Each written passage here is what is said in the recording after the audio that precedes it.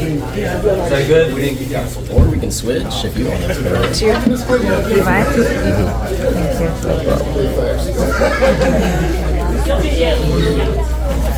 So this is quite a milestone for some of the lower belts.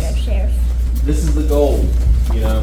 And like again, like I just told you, it doesn't matter that you get here that you're the all-knowing being. Like you still see that this sport, there's things that you missed, there's details that you didn't think about. Just like I said, you're like, it makes sense, you know, when seeing the moves. For me, it's important when I promote someone to black belt. They have been with me for a long time. They've demonstrated their ability to teach others, to help others, and they're overall a good person and helping making the world a better place. So this person in particular, while I was fighting in the ring back in the 90s, and he was in the crowd watching. And so we crossed paths later on. He was my closing attorney a couple times, and he started in the morning class, really built up a great community. So David Howard.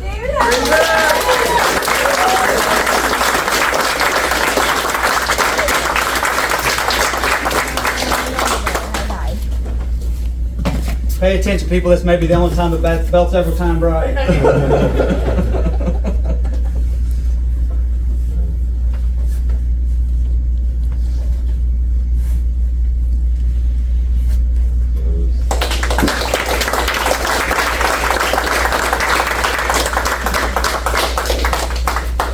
You know, anybody who knows me knows that I love the sound of my own voice, so I will try to be brief today.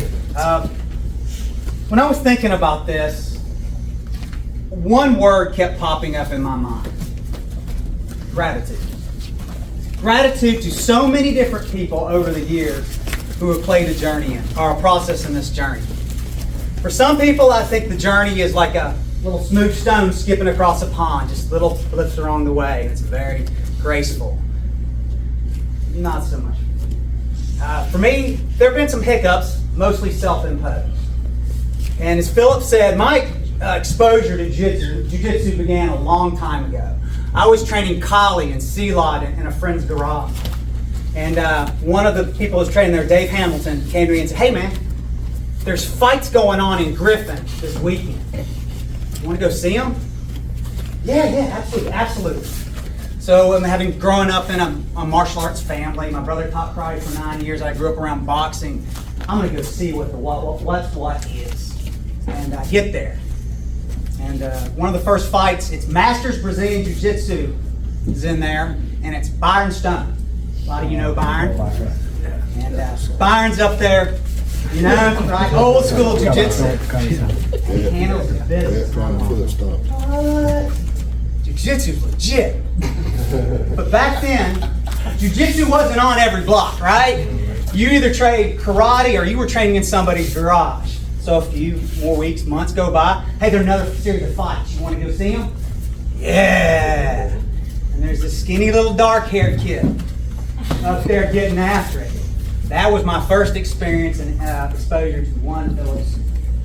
And it's funny, that was a little blink and God wink in my life. So years pass. I see a flyer at Gold's Gym. Alliance Jiu-Jitsu coming. Byron Stone. I'm like, that's the dude I saw fight. So I sign up and I begin to train. And I always hear, "Hey, Davey boy." So anybody who knows Byron has heard that. But you're rolling with him and he's teaching the fundamentals and you're just getting smashed. But I love it. And 6 months, 9 months, a year, year and a half rolls around. It's time to get that blue belt. And I get my blue belt, and one day, this purple belt walks in, who apparently just competed in Pan Ams. Yeah. And he smashes me. Pleasantly, but he smashed me. And I was like, whoa, super friendly guy. But as way leads on to way, excuses get in the way, I gave up jiu-jitsu. I had the worst case of blue flu you could ever think of. I think it was 13 years. You wouldn't want to hang around with me, it was contagious. But I'm bumping into Philip over the years, and he's always encouraging, "Come on back, come on back." He remembered me, "Come on back." And I'm like, excuse. So one day, my friend Kevin who's here today, said, hey man, I think you need to listen to a podcast. You need to listen to the Jocko podcast. I'm like, okay, I'll check it out. And I hear a wonderful phrase, all your excuses are lies. And that hit home for me. I realized every excuse I had for not coming back to class was nothing but a failure on my part to do my priorities. I did not prioritize the things that should be important to me. Outside of family, this needs to be something that's high up on the list. So I contact Philip, and as gracious as always, he says, come on back, come on back. So I come in, and Robert's teaching there. And Robert's in there, he's talking about inverting and De La Hiva and lasso, and I'm like, Jiu-jitsu has changed. Gracious as ever, he's taking his patience and time to show me. Right? And first class back to have a rude awakening, first person I rolled with was Kevin Paul. I think I was tapped 32 times in 47 seconds. And I think he took it easy on me. The next one was the Korean Zombie James. It went about as well. And to wrap it all up was Barry. I think I headbutted Barry to get even. But I loved it. I came back. So COVID hits, I continue to train, life happens.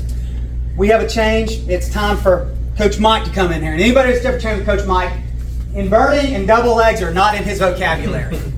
He doesn't know what those words mean. But he did know fundamentals and he did know strong. And he taught me a valuable lesson.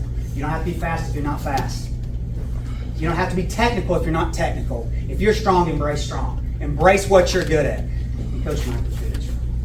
And it was like rolling with a silverback gorilla.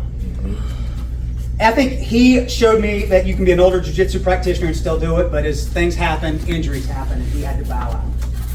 Next, it was a fellow purple belt, brown, I think he was brown, but at that time, Alex Tate, who apparently there's this art called judo, and these words that are in Japanese.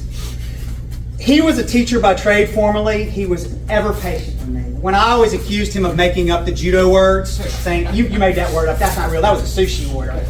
He would still take the time to go moment by moment and try to teach me how to drill.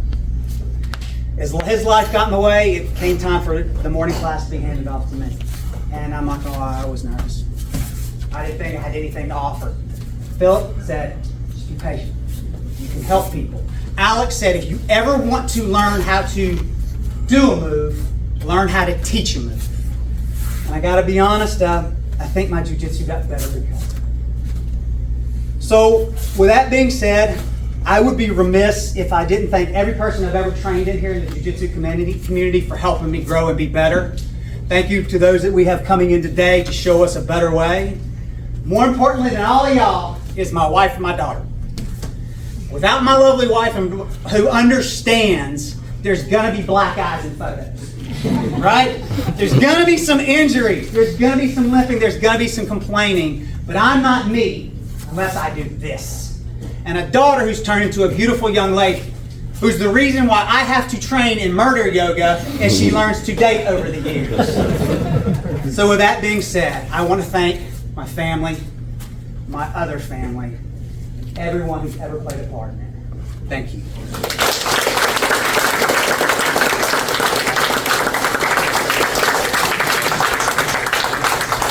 Thank you for supporting it.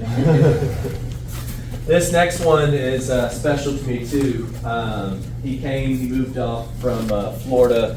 He moved up with us, and it was like he was already been part of the team for years.